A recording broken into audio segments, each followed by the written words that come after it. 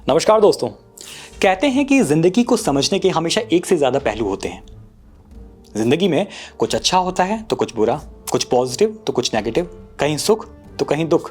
और ऐसा ही कुछ हुआ है 10 जनवरी 2026 में, जब एक बहुत ही फेमस, बहुत ही चर्चित राइटर एरिक वॉन डेनिकेन हमें छोड़कर चले गए।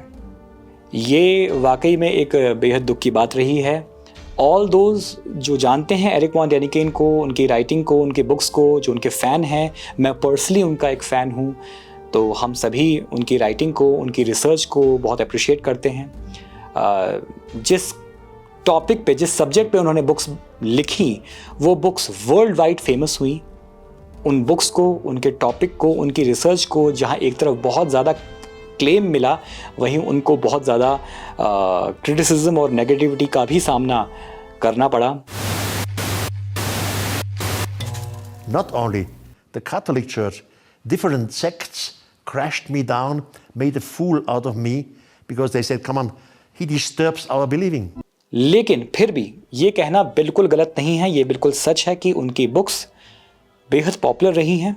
उनके टॉपिक जो हैं वो उन्होंने कभी भी फिक्शन या फैंटेसी के रूप में नहीं दिखाया, लेकिन ये भी सच है कि फिक्शन फैंटेसी जॉनरा में, मूवीज़ में, कॉमिक बुक्स में, गेम्स में इस टॉपिक को लेके, इस सब्जेक्ट को लेके न जाने कितनी मूवीज़, कितने गेम्स बन चुके हैं, कितनी रिसर्च की जा चुकी है।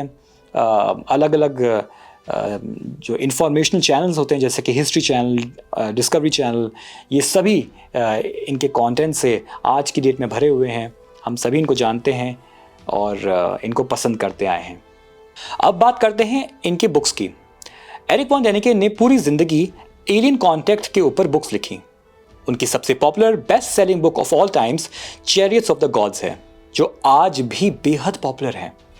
एरिक वॉन डेनिकेन का यह मानना था कि एलियन सिविलाइजेशंस ने सैकड़ों सालों से पृथ्वी को विजिट किया है और हमारी ह्यूमन सिविलाइजेशन को इवॉल्व कराने में, हमें टेक्नोलॉजी सिखाने में इन एलियन सिविलाइजेशंस का बहुत बड़ा हाथ रहा है। आज से सैकड़ों सालों पहले जब ये सिविलाइजेशंस पृथ्वी पर आई, तो उनके स्पेसशिप्स और टेक्नोलॉजी को लेकर उस समय के मानव ने उनको बायोलॉजिकल से ज्यादा डिवाइन समझा और उन्हें गॉड्स कहा, भगवान, देवी देवता। I know that this is nothing new for you. History channel और एंशिएंट एलियंस के जरिए आप ऑलरेडी इस टाइप के कंटेंट को सुन चुके हैं, देख चुके हैं। कई लोग इसका बहुत ज़्यादा मजाक उड़ाते हैं, कई लोग इसको बहुत इंटरेस्टिंग मानते हैं।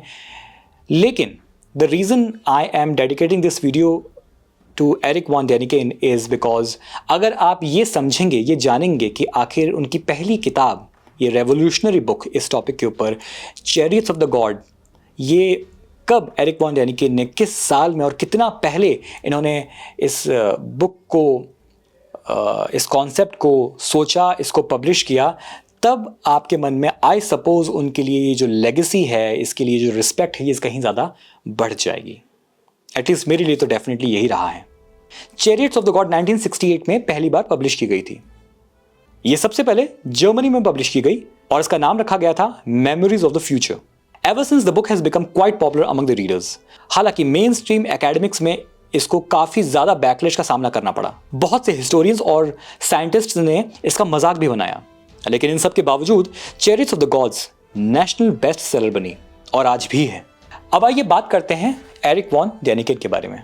एरिक वॉन डेनिकेन का जन्म 14 अप्रैल 1935 में हुआ। ये एक स्विस ऑथर थे। इनकी education Swiss Roman Catholic high school में हुई थी। बचपन से ही उनकी अपब्रिंगिंग एक स्ट्रिक्ट कैथलिक बैकग्राउंड में हुई और अपने स्कूल के दिनों में वे ऐसे टीचर्स और फैकल्टीज से घिरे रहते थे जो एंथ्रोपोलॉजी, एस्ट्रोफिजिक्स और एंशिएंट लैंग्वेज में पीएचडी रखते थे। अपनी बुक और कई सारी डॉक्यूमेंट्रीज में एरिक वॉन डेनिकेन ये स्वयं बताते हैं कि वह एक आस्तिक स्वभाव के थे, यानी कि भगवान में यकीन करने वाले। उनका यह मानना था कि सच्चा भगवान या परमेश्वर हमेशा सही होता है, सर्वशक्तिशाली होता है, जो कभी किसी मनुष्य की तरह गलतियां नहीं कर सकता और उनके किसी भी जगह पहुंचने के लिए किसी साधन की जरूरत नहीं होती। For example, God makes no mistake. God is omnipotent. He's all over. He doesn't need a vehicle in which to move from point A to point B. Of course, God makes no mistake. That I had in my head as a 15, 16-year-old boy. उनकी education का ही part था Bible और ancient scriptures को अलग अलग भाषाओं में translate करना। जैसे लैटिन, हिब्रू, ग्रीक। और इन्हीं ट्रांसलेशंस के दौरान दोस्तों उन्होंने कुछ ऐसा नोटिस किया जो पहले उनकी अपब्रिंगिंग के टाइम पे वो नहीं कर पाए थे। और इस सब की शुरुआत बाइबल से हुई। बाइबल में डिस्क्राइब की गई और दर्शाई गई घटनाओं में कुछ ऐसे एनोमलीज थे जो कि एरिक वॉन डेनिकेन ने बहुत स्पष्ट रूप से पकड़े। अपने इन डाउट्स को लेकर जब वे अपने यूनिवर्सिटी प्रोफेसर्स के पास पहुंचे तो उन्होंने एरिक वॉन डेनिकेन को यूनिवर्सिटी लाइब्रेरी जाने की एडवाइस करी और कहा कि वहां तुम एक बुक पढ़ो, द बुक ऑफ इनॉक। 17 साल की उम्र में एरिक वॉन डेनिकेन ने बुक ऑफ इनॉक को पढ़ा। Now I know Bible, book of Enoch, ये कुछ ऐसे टॉपिक्स हैं जो अपने आप में इतने छोटे तो बिल्कुल भी नहीं है जिनको एक वीडियो में बताया जा सके, लेकिन मैं इस स्पेसिफिक वीडियो को किसी भी तरह से एंशिएंट एलियंस का कोई पार्ट नहीं बनाना चाहता हूं एंड दैट्स द रीजन कि मैं आपको सिर्फ आउटलाइंस बता रहा हूं इस वीडियो के लिए। एरिक वॉन डेनिकेन का फैमिली बैकग्राउंड होटल बिजनेस को बिलोंग करता था, तो बड़ा स्वाभाविक था कि एरिक वॉन डेनिकेन भी होटल बिजनेस को ही संभालने वाले थे। अपनी रिसर्च और अपनी राइटिंग को उन्होंने एज अ हॉबी परस्यू किया। उस जमाने में एरिक कई सारे होटल गेस्ट से मिला करते थे। उन्हीं में से एक गेस्ट ने उनको ये एडवाइस करी कि उनको अपनी इस पूरी रिसर्च को एक किताब के रूप में छपवाना चाहिए। One of the hotel guests I had was the editor-in-chief of a big German magazine. The magazine's name is Die Zeit, the Time. And I said to him, I have a manuscript now, but nobody wants to publish it. And he said, Eric, I probably can help you. The next morning, he was phoning to someone which I didn't know, and I hear it, still, it was today. He said to someone, listen, Erwin, I am standing here in a hotel in Davos in Switzerland, and I have a young man here, and this young man has written a complete crazy book. But the man is not crazy. You should listen to him. So that was how Chariots of the Gods was published in February 1968. In Switzerland first. शुरुआत में Eric von Däniken ने जहां जहां इस manuscript को पहुंचवाया वहां से ये कैंसिल कर दी गई। सभी ने इसे पब्लिश करने से मना कर दिया क्योंकि ये टॉपिक अपने आप में इतना हटके था कि कोई भी इसको उस जमाने में पब्लिश करने का रिस्क नहीं लेना चाहता था। और जैसे कि ज़्यादातर अमेजिंग राइटर्स और विजनरीज के साथ होता है, शुरुआत में सभी ने एरिक वॉन डेनिकेन को मना ही किया। लेकिन फाइनली जब एरिक वॉन डेनिकेन की chariots of the God market में आई तो वो बेहद पॉपुलर हुई। लोगों ने उसे बहुत ज़्यादा पसंद किया।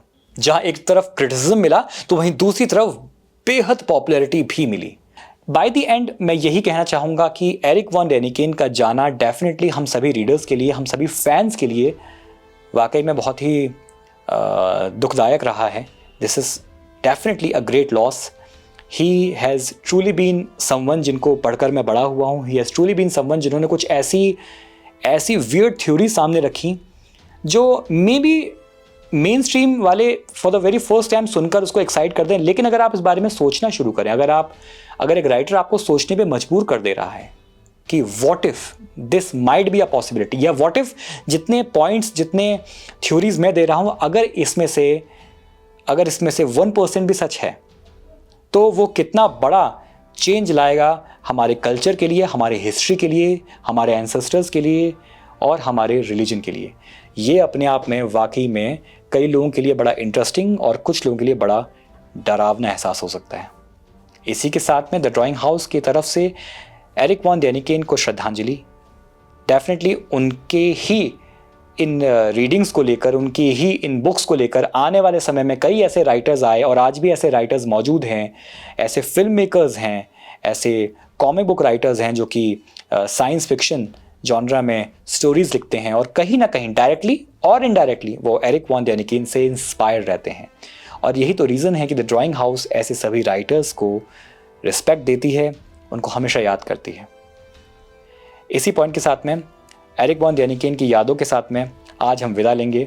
मैं डेफिनेटली रिकमेंड करूंगा कि अगर आपने बुक्स नहीं पढ़ी हैं तो आप इनको ऑनलाइन मंगाइए, बहुत इंटरेस्टिंग है अगर आपको ये जॉनरा पसंद है तो। Otherwise I am pretty sure कि आप अभी तक तो आप भी कई कमेंट्स कर चुके होंगे और काफ़ी कुछ बोल चुके होंगे, कुछ पॉजिटिव और who knows मे बी कुछ नेगेटिव।